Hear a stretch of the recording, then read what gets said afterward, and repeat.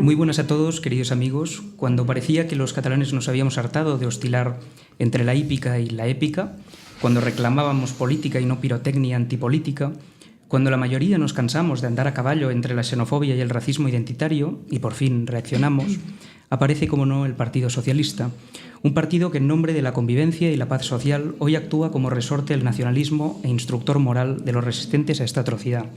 Un partido que es incapaz de manifestar cuáles son los argumentos que subyacen tras su cambio de postura. Desde el 25J, por cierto, cuando ella manifestaba en RACU que la amnistía era inconstitucional y prácticamente una auténtica aberración. Ya no solamente es que la amnistía sea para unos sujetos en exclusiva, también hablamos de atomizar el Estado social, la redistribución y la justicia, de que los ricos paguen menos en función de su código postal, de que las iniciativas en el Congreso tengan como beneficiarios exclusivos a delincuentes de cuello blanco y no a la mayoría de conciudadanos. No nos vengan con literatura barata. Aquí no vamos a complejarnos frente a falsas dicotomías. Romper la caja única de la seguridad social es muy de derechas. Borrar los delitos de quienes dieron un golpe contra el ordenamiento jurídico, también. Estratificar los derechos de la ciudadanía con arreglo a la estafa de los derechos históricos, más aún. Por eso, en tanto que socialistas, desde el jacobino no podemos ni vamos a aceptar esta infamia. Queridos amigos, una vez más, sed bienvenidos a este podcast presentado por Lucía Bardavío y este servidor que les habla, Marc Luque. ¿Qué tal, Lucía? Ahora sí, ¿cómo estás? Hola, bueno, muchísimas gracias. Es todo un placer contar hoy con Pablo de Lora. Pablo de Lora es catedrático de Derecho, de Filosofía del Derecho en la Universidad Autónoma de Madrid. Su investigación se ha enfocado principalmente en los presupuestos filosóficos del constitucionalismo y de la interpretación constitucional y más recientemente ha abordado desde la perspectiva jurídica otras cuestiones de suma importancia como el avance de la biomedicina o los derechos de los animales. Articulista de opinión en The Objective, Pablo de Lora cuenta con múltiples publicaciones como Lo sexual es político y jurídico, El laberinto del género, sexo, identidad y feminismo y su último libro, Los derechos en broma, la moralización de la política en las democracias liberales. Bienvenido. Pues muchas gracias, bien hallado. Pues empezamos un poco, bueno, hago extensible la bienvenida de Lucía, la verdad que es un auténtico placer que estés aquí con nosotros. En primera instancia, hablando un poco del último libro que has publicado, Los derechos en broma, y ya lo enseño a cámara para hacer la máxima publicidad posible, porque yo creo que es muy recomendable. Sé que lo explicas en la introducción, pero ¿cuáles son las principales motivaciones que te empujan a escribir este ensayo? Pues son fundamentalmente dos. En los orígenes de este libro está una preocupación antigua que no es única mía, sino de muchos filósofos del derecho y filósofos de la política de las últimas décadas, que es la inflación como recurso retórico, y no solo como recurso retórico, sino también de manera, digamos, cierta en la consagración en determinados textos del ideal de los derechos humanos, ¿no? Y cómo esa inflación debilita, es contraproducente porque debilita ese mismo ideal. Luego, si queréis, abundamos un poco en esto. Y de manera más reciente sí me ha preocupado o me ha llamado mucho la atención, que es otro de los, digamos, de los ejes del libro, la degradación del instrumento legal, de la ley, su pérdida en la naturaleza originaria como norma general y de carácter abstracto, su uso espurio, más que simbólico, algo que siempre en los últimos tiempos también se ha comentado mucho, la proliferación de lo que llamo leyes antimonia, ¿no? O sea, leyes que tienen muy poquito contenido prescriptivo, pero que sirven para que el legislador se ponga frente al espejo y, como un narciso, pues se pavonee. Sí, precisamente a colación de esa proliferación de la legislación antimonia de la que hablabas, creo que tenemos un ejemplo bastante patente con el proyecto de ley de amnistía. No sé si la calificarías o la incluirías dentro de ese ámbito, teniendo en cuenta que la exposición de motivos ocupa el mismo espacio que el carácter prescriptivo de la ley. bueno, y en esa misma exposición de motivos se plasma lo que ya venía aconteciendo en el acuerdo entre PSOE y Junts, y que yo creo que leyendo ese acuerdo y comparándolo con lo que expones en el libro, quizás podemos identificar algunos rasgos, ¿no? Ya me dirás tú si estoy en lo cierto o no. Por ejemplo, pues una proliferación de recursos, o sea, recurrir al relato histórico innecesario y salud a los decretos de nueva planta. También se tergiversa el marco, calificando de derecho, o sea, de este conflicto como un conflicto entre izquierdas y derechas, y no entre nacionalistas y no nacionalistas, entre demócratas y no demócratas. Bueno, hablan del lawfare, etcétera, ¿no? ¿Cómo encajas tú esta legislación aquí? No, es interesante la cuestión que planteas, que suscitas, porque por un lado diría, en lo que he tenido ocasión de ver, que ha sido esta misma tarde, ¿no?, cuando hemos conocido el contenido de la proposición de ley.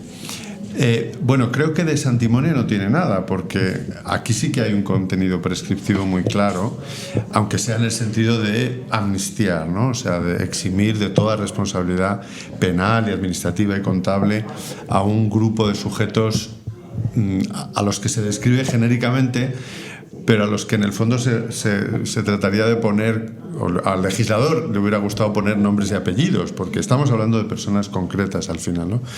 De hecho, estamos hablando de quienes han negociado esa ley. O sea, aquí además está la perversión esta de que se ha negociado con los delincuentes, ¿no? Y el alcance y el sentido de esas normas ha venido determinado por los intereses de los amnistiables, ¿no?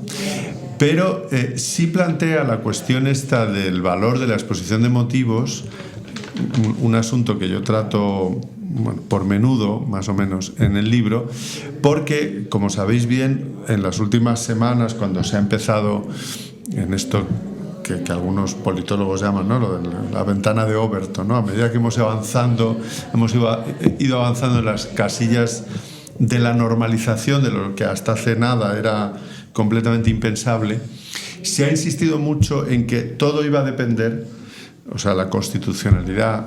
Otra cuestión es la calificación política o moral que nos parezca, ¿no?, que nos suscite, pero se ha venido insistiendo en que la constitucionalidad de esta ley iba a depender muchísimo de su justificación, y que esa pues estaría en la exposición de motivos, ¿no? Y esto sí que me parece que es un asunto del que yo me ocupo, como tú bien dices, Lucía, muy característico de este libro, ¿no?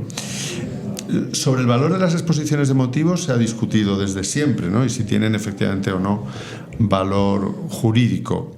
Los juristas han tendido a pensar que no tienen un valor jurídico inmediato, pero sí que sirven para interpretar, o en los casos de duda, el contenido normativo.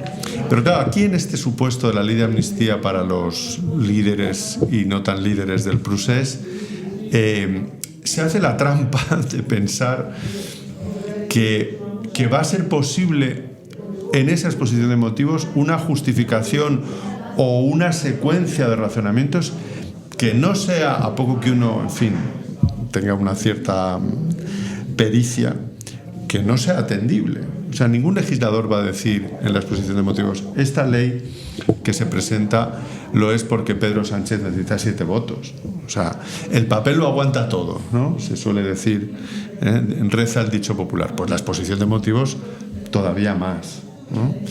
Entonces, sí, me parece que el libro viene justo en un momento en el que esta cuestión se suscita.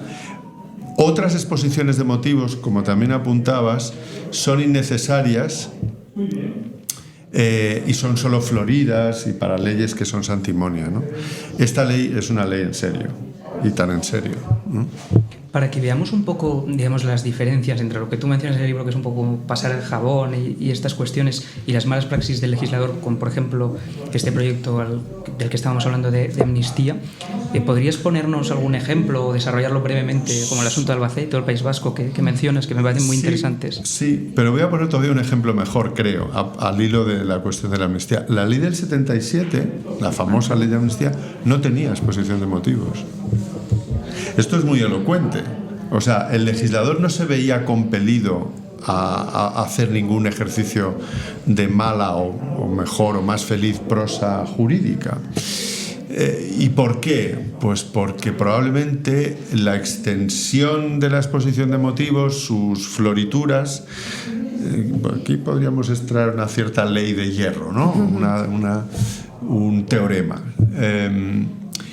Esa exposición y sus florituras es inversamente proporcional al consenso que suscita. Entonces, la ley del 77 tenía un amplísimo apoyo detrás, un apoyo social de la que esta ley carece, de la de los responsables del procés. La ley de amnistía del 77 no fue votada en contra por ningún partido político. Solo los diputados de Alianza Popular se abstuvieron, ¿no?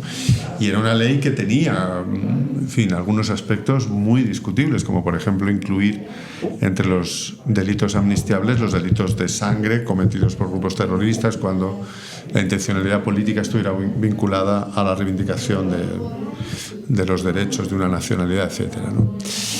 Y luego, en relación con los ejemplos que yo uso, en esas leyes uno percibe lo que antes decía, ¿no? Un escasísimo contenido prescriptivo, y no solo escaso contenido prescriptivo, tampoco hay pues definiciones de competencias o poderes normativos, hay muy poco de eso, ¿no? Hay recordatorios y luego hay efectivamente historia o mala historia, ¿no? Según los casos. Y a veces hasta, bueno, en algunos, que es a lo que tú te referías antes, pues ya puro venirse arriba literariamente, ¿no? Que es el caso de las concesiones de medallas o de honores, algunas afirmaciones completamente gratuitas y banales, ¿no? Pues una ley de sostenibilidad energética en el País Vasco que alude a que el planeta Tierra existe gracias al Sol y cosas parecidas, ¿no? Yo creo que esas exposiciones de motivos a veces están justificadas porque de lo que estamos hablando es de una ley muy fundacional. Yo arranco el libro con la reforma importantísima de Alonso Martínez de la ley de enjuiciamiento criminal, ¿no? Pues en una constitución, ¿no? En un estatuto de autonomía, ¿no? Sí, con el de Andalucía. El de Andalucía, pues ahí el constituyente o el legislador se pone estupendo, ¿no? Lo que ya es muy difícil de entender es que para cosas mucho más banales nos pongamos estupendos también, ¿no? Y permíteme solo un segundo, pero hablabas y ejemplificabas con la amnistía del 77, sí. Y a mí hay algo que me ha llamado mucho la atención, sé que lo hablábamos fuera de cámaras, pero puede ser interesante hablarlo también aquí, que era la gran reivindicación de hoy de Rejón, que básicamente venía a poner de manifiesto, diciéndolo burdamente, como, ostras, si en el 77 amnistiamos a torturadores franquistas, ahora ¿por qué no vamos a hacerlo con estos? Desde la perspectiva, ya no solamente como filósofo del derecho, sino también de simple ciudadano, nada más y nada menos, ¿por qué no es equitativa la amnistía del 77 con la amnistía que plantean en la actualidad? Bueno, la amnistía del 77, entendiendo por amnistía no solo el perdón, sino también el olvido, tiene siempre como presupuesto que hay un cambio de fase, o sea, que se transiciona, como se dice ahora con esta palabra un poco horrible, se transiciona de un régimen autocrático, dictatorial, en fin, usemos el calificativo que más nos guste, no democrático, a un régimen democrático. Los delitos llamados políticos que se cometieron durante el franquismo son delitos que ningún régimen puede seguir manteniendo, ¿eh? O sea, que a uno le encarcelen por distribuir propaganda de un partido político, que a uno le encarcelen por pertenecer a un determinado partido político, son hechos que tienen que dejar de ser típicos en una democracia.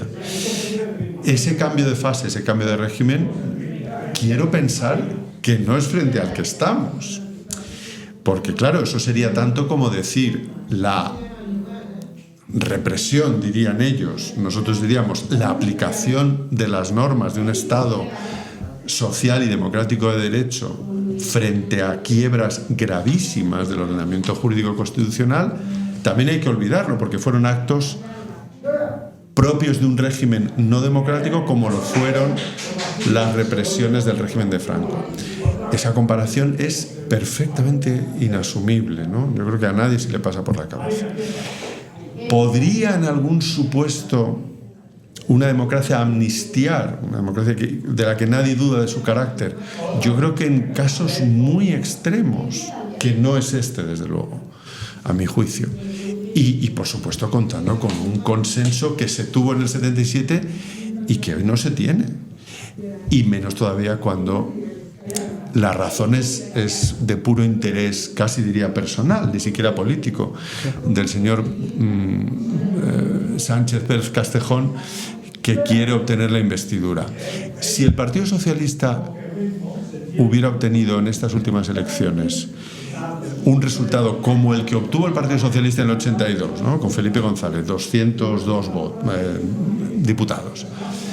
Es decir, no teniendo ninguna necesidad de hacer esa concesión, decide promulgar o propiciar la promulgación de una ley de amnistía, sería más creíble, porque entonces ahí el interés espurio no juega ningún papel. Pero en este escenario no, claro. Bueno, y hablando, me he acordado, ¿no?, de lo de Rejón, las declaraciones de hoy de Rejón, que tildaba de reaccionarios a los manifestantes de estas últimas semanas, y al hilo de la lectura de uno de tus últimos artículos, donde afirmabas que, y cito, estamos más polarizados que antes porque es mayor el número de acuerdos rotos o más profundo e importante el acuerdo quebrado, y que si bien toda democracia pluralista lleva de suyo cierto grado de polarización, cuando lo vulnerado son los consensos básicos, los cimientos mismos de nuestro sistema, el auge de la polarización acontece casi de forma causal, ¿no? Sí, quería preguntarte cuál es tu visión del panorama altamente crispado que vivimos y dónde están los límites que en una sociedad democrática determinan la frontera entre una polarización justificable y otra intolerable. Pues yo creo que donde estamos, dicho muy rápidamente, no podría decirlo mejor que como lo ha dicho la señora Laura Borràs. Lo que pasa es que ella lo ha dicho casi con jactancia insultante. Y a mí lo que me ocurre cuando lo pienso, y pienso que es así, es que me invade una profundísima tristeza, ¿no? Y estamos en un momento en el que alguien también en su día lo anticipó muy sagazmente, ¿no? Vamos a un proceso de catalunización de España. Pues yo creo que se ha conseguido. Y el efecto inmediato es las discordias profundísimas que desde por lo menos el año 2012 acontecen en los hogares y en los foros públicos y privados de Cataluña, hoy son ya también las discordias profundísimas en las familias y entre los amigos o conocidos españoles. Las otras eran españolas también, pero bueno, por entendernos. Y estamos en eso porque con muchos, y es mi caso desde luego, y el caso de otros tantos, ¿no?, probablemente el vuestro también, lo cual me da más pena, porque sois más jóvenes y en fin, y uno tiende a pensar que en ese momento pues los horizontes deben ser siempre optimistas, ¿no? Tal, ¿no? Pero decía que esas discordias que afectan incluso a lo personal, tienen que ver con que en muchos casos ya no compartimos, como digo en esa cita tan alambicada, no sé si me reconocía mucho, pero no compartimos, como diría Borges en el poema, ¿no? No compartimos los espantos. Entonces yo creo que lo que nos une, un elemento que liga de manera fundamental la amistad fraternal, que es condición necesaria, a mi juicio, de la ciudadanía, de la comunidad política, es que no nos espantamos juntos por cosas que nos deberían espantar. Por ejemplo, esta sucesión de movimientos estratégicos, de mentiras sobre lo dicho, sin solución de continuidad, solo por el hecho de que se necesitan los votos de un prófugo de la justicia, y que se ha negociado con él en el extranjero, ¿no? O sea, el cuadro es tan aberrante que cuando uno comprueba que alguien a quien consideraba muy amigo no solo puede que no esté espantado, sino que incluso le parezca bien, porque de lo que se trata en todo caso, es decir, la ideología ya predominante en muchos de esos amigos es sobre todo que no gobierne la derecha. Me parece que estamos en un momento de polarización extrema y por tanto no aceptable, porque es que sencillamente no estamos aceptando el pluralismo político. Entonces, por supuesto que vosotros decís que sois socialistas, lo cual está muy bien, o no lo sé. Pero bueno, acordaos de aquello de Felipe González, ¿no? Compañeros, hay que ser socialistas antes que marxistas. Uno diría, hay que ser demócratas antes que socialistas. O sea, en el límite, un socialista que no es un totalitario o un conservador que no es un totalitario tiene que aceptar popperianamente, y perdón por en fin, la pedantería, que hay circunstancias en las que el partido político, aunque sea el mío, tiene que desalojar el poder. Y estamos en una situación en la que mucha gente piensa de manera muy preocupante que cualquier enjuague territorial, cualquier combinación posible con los que de ninguna manera pueden ser llamados progresistas, no ya socialistas, es deseable o más deseable o un mal menos mal que gobierne un partido conservador o un partido muy conservador o muy de derechas como es Vox. Entonces, bueno, si para ese fin además está dispuesto a colonizar los otros poderes que actúan de contrapeso, etcétera, pues, en fin, que es un momento muy, muy penoso. Vamos, yo comparto la reflexión y por hilvanarlo también con otro de los temas que abordas en el libro, de los muchísimos que por desgracia no podremos abordar todos, pero la excesiva moralización también de toda la actividad del legislativo, yo también la observo como una de las consecuencias, o de las causas, mejor dicho, de la polarización, de la que también nos hablabas ahora.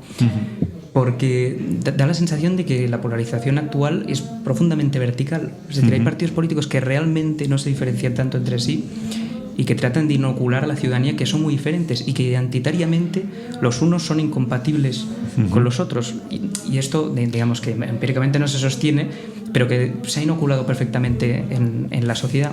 Entonces, a mí me gustaría preguntarte cómo salir un poco de esta excesiva moralización donde prácticamente, por seguir con la pedantería, parece que estemos instaurados en una lógica smithiana de que amigo y enemigo, y ya no adversario. Ayer, por ejemplo, en la propia editorial del Partido Socialista se habla de enemigo político, lo cual es preocupante.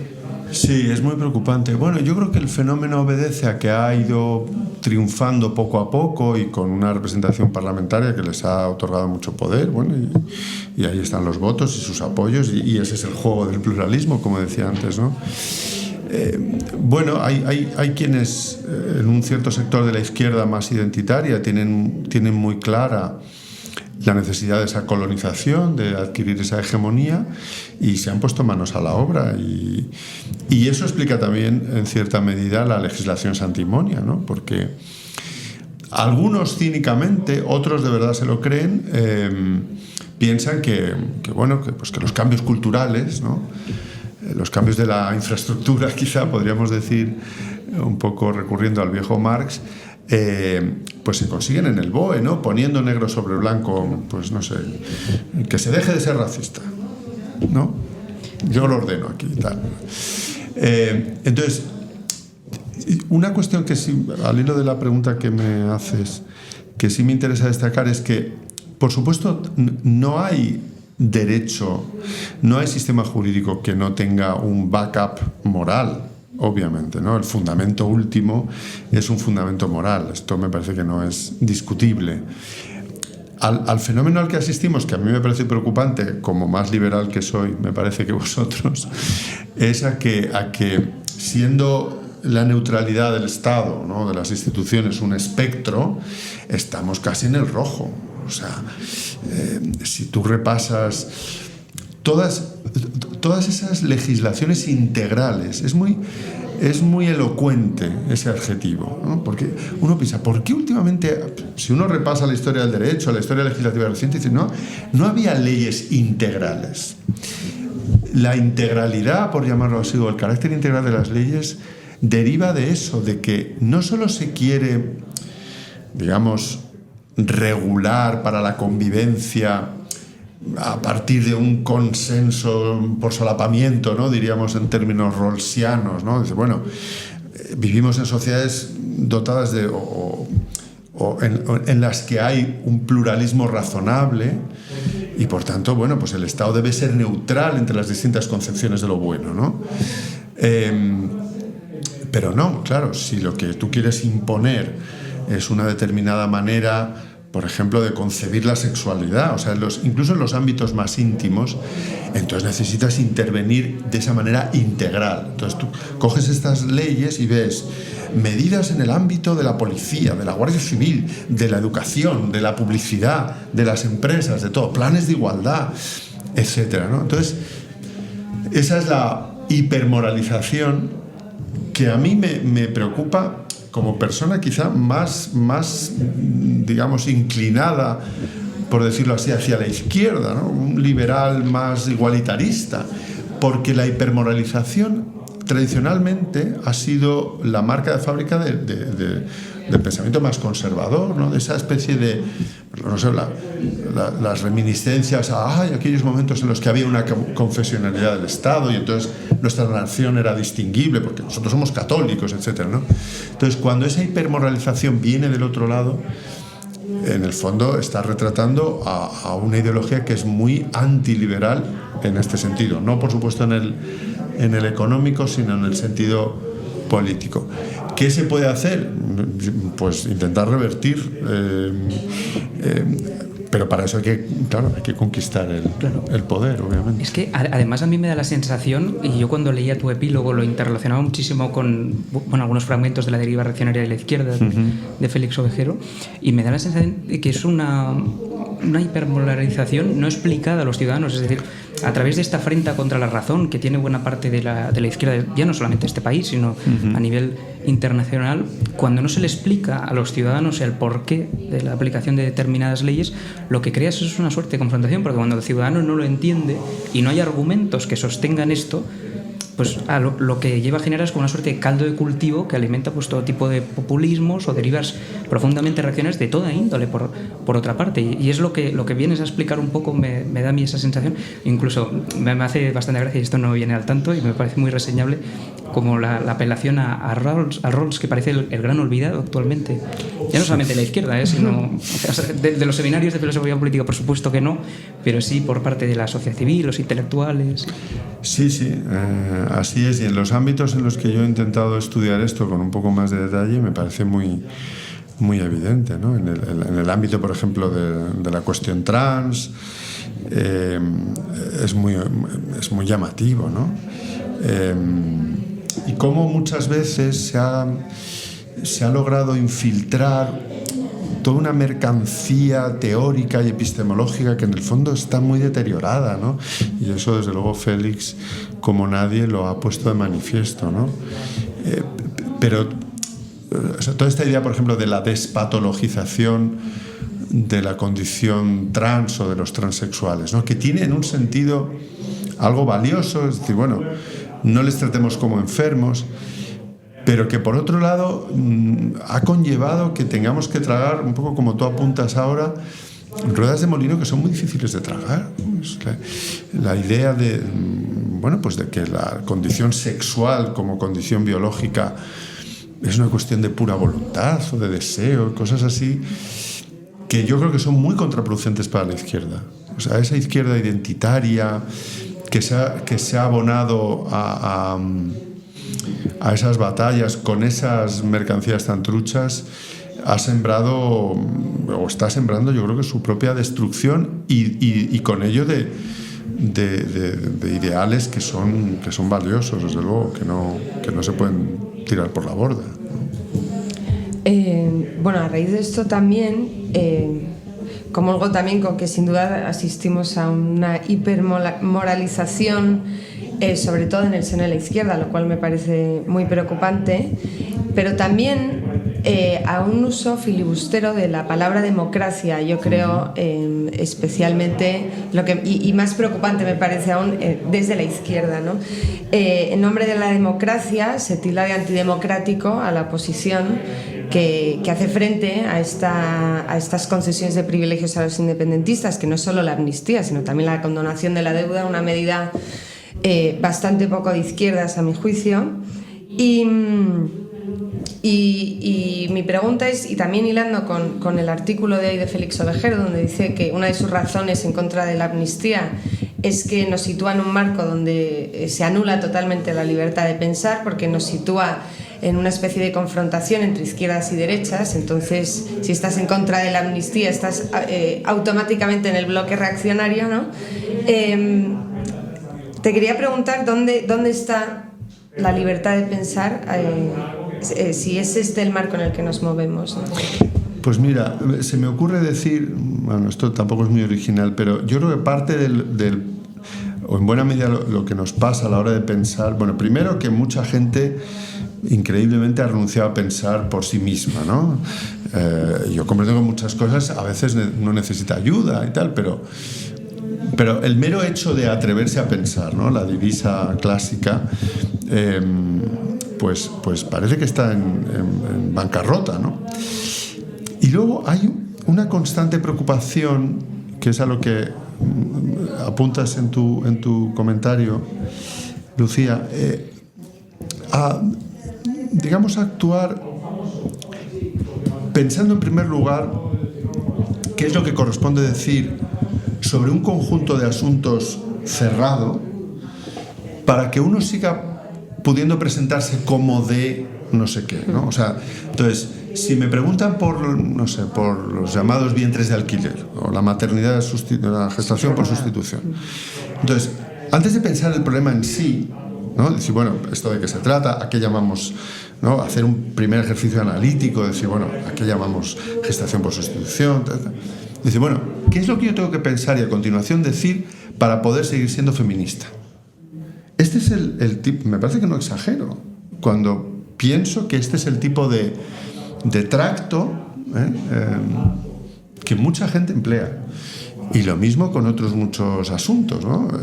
En los que yo más conozco de estos del feminismo, pero también en la izquierda. O sea, si soy de izquierdas, entonces, bueno, y con el añadido, como antes decía, de que no se distinguen las cuestiones, o sea, que hay un pack. Ayer había alguien en Twitter que decía: ninguno de los que salieron a la manifestación de ayer han estado nunca en manifestaciones a favor del ingreso mínimo vital, contra el deterioro de la sanidad en la Comunidad de Madrid por las políticas de Ayuso, a favor del aborto, bueno, y ponía 2 o 3 ejemplos más. Y yo pensaba en la lista y decía, pues yo de estos 5 he estado en la manifestación convocada por el PP y de estos 5 he estado en 2.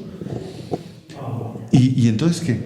O sea, ¿cuál es el corolario de esto? ¿Qué soy? ¿Medio facha 3/4? No, perdone, hablemos de cuestión por cuestión. Aquí ahora de lo que estamos hablando es de si nos parece aceptable que se amnistíe a unas personas a cambio de 7 votos. Y estar en contra, como dice muy bien Félix Ovejero, es que no te lo tengo ni que explicar, ¿no? Como aludiendo a la escena esta del que va a disparar por la espalda a otro, ¿no? Que a mí me ha recordado a una cosa de un filósofo muy importante, Bernard Williams, que a propósito del utilitarismo decía: el utilitarismo no acepta las prerrogativas de parte, o sea, que tú tengas una preferencia por la salvación de tu hijo. Entonces decía, cuando yo te tengo que explicar, como lo de Félix esta mañana, hoy, cuando yo te tengo que explicar por qué prefiero salvar a mi mujer, pues se produce una situación decía, one thought too many. O sea, ya solo un pensamiento, una razón que te tenga, son demasiadas, ¿no? Pues con esto igual, es decir, es que estamos en la antesala de la discusión ya después ideológica, de políticas públicas, de lo que quieras, ¿no? Estamos en los previos. Claro. Es que además es un atentado, digamos, contra la deliberación. Luego se imponen las preferencias adaptativas, que es como yo me siento agraviado, automáticamente lo estoy. Y como tú no perteneces a mi séquito y vivo permanentemente en esta humillación tribal, no hables conmigo. O sea, directamente no puedes. Y todo lo que digas va a ser descalificado por quién eres, no por aquello que dices. Es más, buena parte de todo esto pues se sintetiza cuando empiezas a emplear el concepto de estado de parvulario, que es básicamente en lo que estamos. Sí. Ahora mismo no hay deliberación posible, por eso han aumentado tanto los decretos ley, que es donde se observa que tú haces un estudio de cómo van aumentando hasta el 2019, 2018, ahora lo digo de memoria. Y luego, por otra parte, o sea, ya por proseguir un poco en lo que estábamos hablando, esta suerte de izquierda confederal que tenemos en la actualidad, en los últimos capítulos hablas del neoconstitucionalismo. ¿Hacia dónde crees que vamos? Y no es porque nos hagas de pitoniso ni nada por el estilo, pero ¿hasta dónde crees que van a llegar? Porque la verdad que uno siempre piensa, pues bueno, el límite está en los indultos, el límite está en la amnistía, el límite está en la autodeterminación. Yo no tengo tan claro que, salvo los absolutamente motivados, el movimiento independentista en Cataluña, y menos todavía en el País Vasco, quiera realmente la independencia de Cataluña. No lo tengo tan claro porque la independencia de Cataluña para España es desastroso a todos los efectos, pero para Cataluña es todavía más desastroso. O sea, yo creo que un mundo en el que hay un cupo catalán, una inmersión lingüística que no se discute, y no digamos ya que cuenta con una especie de sistema judicial propio, bueno, es un mundo confederal en el que para Cataluña todos son ganancias.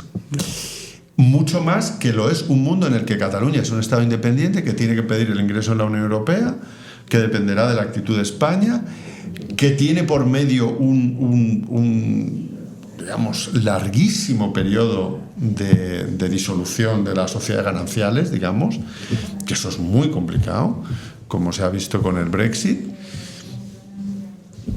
La cuestión entonces es, llegados a ese punto, no es tanto qué quiere Cataluña, sino qué queremos los demás. Tristemente. Porque ese será el momento en el que más de una voz rebajará su españolismo territorial, por decirlo así, y dirá, si la elección es entre esa especie de Estado confederal que se ha urdido sin contar conmigo, porque eso acabará sucediendo porque hay una consulta que no se llamará referéndum, pero que estará amparada en el 92 de la Constitución española y que preguntará pero solo a los catalanes, y a todo esto con un partido socialista que seguirá pudiendo tejer, como se dice ahora un poco de manera cursi, mayorías que no están al alcance ni a disposición del Partido Popular o de un partido de derechas. Entonces, claro, es un win-win en el que alguien levantará la mano y dirá no. O sea, si la alternativa es la independencia, pues yo prefiero darles la independencia. Aunque España deje de ser lo que venía siendo hasta ahora y demás. Pero claro, si no, es lo que también otro sagaz constitucionalista decía esta mañana, Josu de Miguel, en El Mundo. Dice, vale, pero es que entonces en ese Estado confederal, en el que yo no pinto nada, en el que hay barreras de entrada lingüísticas para el resto, pero en el que yo no pinto nada, y que en cambio ustedes sí tienen la capacidad o mantienen la capacidad de tener representantes en el Parlamento estatal. Entonces, ese escenario que yo insisto, creo que para los independentistas más articulados sería el mejor de los mundos posibles, es que me parece insostenible, pero además fiscalmente, económicamente y políticamente y moralmente, claro. Sí, y luego también viendo un poco, o sea, mirando hacia Chile, porque a mí me da la sensación de que este proceso que podríamos llamar reconstituyente, donde se va por confederar efectivamente, a mí me preocupa, porque luego puedes acabar teniendo un proyecto de constitución que no vote nadie, porque estos hablan mucho de mayorías sociales, pero es que precisamente O sea, es una cosa que a mí me resulta obvia y no es de derechistas ponerlo de manifiesto. Es decir, usted se presentó con un programa concreto a las elecciones y luego cuando acabaron las elecciones, no un día después, sino meses después, dijo, bueno, ahora mi programa es totalmente lo contrario de lo que dije y encima estoy refrendando por el conjunto de ciudadanos para hacer lo que me dé la gana. Porque el imperio de la ley prima, en fin, que retuercen los argumentos como quieren y pueden. Pero claro, o sea, a lo que estamos asistiendo ahora, no es por ponerme catastrofista, pero viendo la experiencia del 2017, es al inicio de un más que posible conflicto civil entre conciudadanos a los que se les enfrenta de una manera muy turbia y que va a costar mucho recoser. Entonces, pues sí. Para mí la gran pregunta es, ¿valía la pena? ¿Era necesario? No, O sea, por supuesto que no. Lo ha dicho también, estamos haciendo hoy como un gabinete de prensa aquí, ¿no? Bueno, pero es que, claro, pues es lo que toca. Lo ha dicho hoy Juan Luis Cebrián, de una manera Sí, en el país, es verdad. muy contundente, ¿no? Es decir, este señor pasará a la historia como el que ha permitido, con dosis de imprudencia política inauditas, que nos situemos al borde, efectivamente, de un conflicto civil muy serio. Sí, sí. Bueno, ya la última pregunta. Casi dan ganas de hablar del cine, ¿no? Yo quería...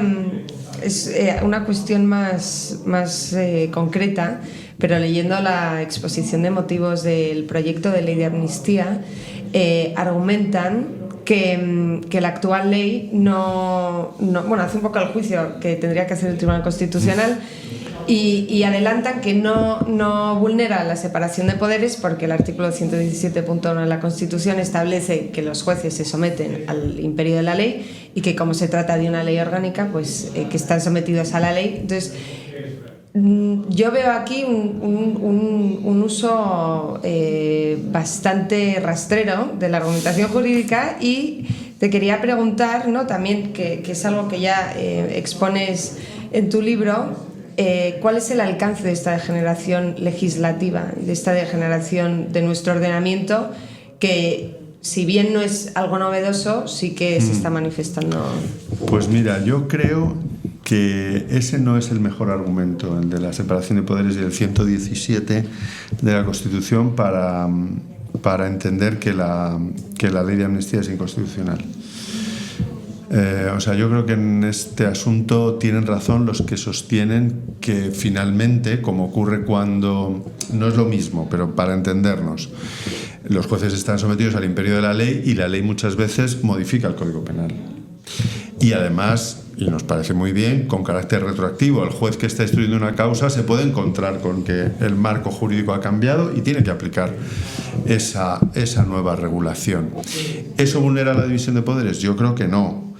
Lo que vulneraría la división de poderes es esa especie de cosa rara que apareció en el acuerdo este de Junts. Lo del lawfare. Exacto. Es decir, porque claro, aquí cuál es también la trampa. Y ahora diré algo sobre lo que a mí me parece mucho más claramente inconstitucional de una ley de amnistía. Vamos, no es que sea muy original. ¿Qué es lo que ocurre en una ley de amnistía que no puede tener nombres y apellidos? Y que por tanto regula para clases de acciones y personas, que esa ley hay que aplicarla, porque tú cuando indultas a alguien, indúltese a este señor, sáquese de la cárcel, fin, es un acto que se ejecuta y ya está, claro. Exacto. Pero aquí hay un juez que está estudiando una causa que se encuentra con que esta ley es una norma de derecho español vigente y podrá hacer dos cosas: decir, para el caso concreto que yo estoy instruyendo, este sujeto no entra por el cedazo, decir que sí entra, o plantear una cuestión de inconstitucionalidad. Que yo creo que es lo que van a hacer probablemente en el Tribunal Supremo. O sea, el juez Llarena seguramente planteará la cuestión de inconstitucionalidad. Entonces, lo que sí que vulneraría completamente la división de poderes, como tú apuntas, es que hubiera esas comisiones, ¿no?, que se hablaban en el Parlamento que le dijeran al juez, no, uy, esto lo estás aplicando mal, que este sí que entra. Bueno, a ver, entonces aquí quién es el juez. Bueno, por eso no lo han incluido en el proyecto de ley también. Y en el fondo, aquellos que hayan estado detrás de la articulación de esta ley deben saber que eso mismo ocurrió con la ley de amnistía del 77, que generó algunos casos difíciles, y de hecho uno que tiene que ver con un grupo el Ejército Popular catalán, que asesinó de una manera terrible al empresario Bultó, adosándole una bomba en el pecho. El hombre se intentó quitar la bomba y estalló, él y la mujer, y fueron amnistiados en primera instancia. Y claro, el caso causó tal conmoción que el Tribunal Supremo, con un ejercicio de esos de razonamiento jurídico imaginativo, de constructivismo, probablemente podría decir la magistrada Balaguer, dijo, no, en este caso no se puede aplicar la ley de amnistía. Entonces, a mí el problema de la ley de amnistía, que me parece, digamos, más allá de si, como se prohíbe lo menos, que es el indulto general, se debe prohibirlo más, el argumento de Gimbernat y tal, a mí lo que me parece definitivo es la afrenta al principio de igualdad. Y creo que por ahí yo, en fin, entiendo que hay un defecto de constitucionalidad muy evidente, ¿no? No, incluso que antes de abordar la constitucionalidad de la ley, es que probablemente esta ley ni siquiera pasa un test previo moral o en el ámbito político, que es lo que apuntabas también en un artículo reciente, sí, ¿no? Eso por supuesto. Sí. La cuestión no es esta cosa escolástica. A ver, no quiero despreciarlo, ¿no? Pero no, aquí el debate es un debate político, fundamentalmente, y moral también, claro. Y además que hay un argumento muy burdo, pero sería, ostras, si ustedes se han dado cuenta que ha habido una persecución ideológica a los líderes secesionistas, ¿por qué narices han esperado 4 años, una vez ya han sido condenados, para hacerlo público? Bueno, ¿y por qué en el 2021 negaron la tramitación parlamentaria de la ley que presentó Esquerra y la Republicana, CUP? Efectivamente. Que, por cierto, dicen que es el mismo autor. Lo cual, por desgracia... El de la del 2021 y el de esta. Por desgracia no me extrañaría. Y entonces, claro, ahí tienes una mesa del Parlamento que en ese momento, con los votos del PSOE, no admite ni siquiera la tramitación porque la considera flagrantemente inconstitucional. Es verdad que el objeto no es el mismo porque es otra ley, pero, en fin, es un argumento más a añadir en la censura política. Pues Pablo, muchísimas gracias de veras por sacar tiempo y venir aquí a compartirlo un rato con nosotros. La verdad que es un gusto leerte. Yo recomiendo mucho que compren el libro y lo lean íntegro, que siempre las cosas hay que leerlas de manera íntegra, que es muy importante. Y nada, por otra parte, pues insistir, darte las gracias y decirte que estás invitado cuando quieras y que es un auténtico gusto tenerte entre nosotros. Muchas gracias a vosotros. Gracias. Gracias.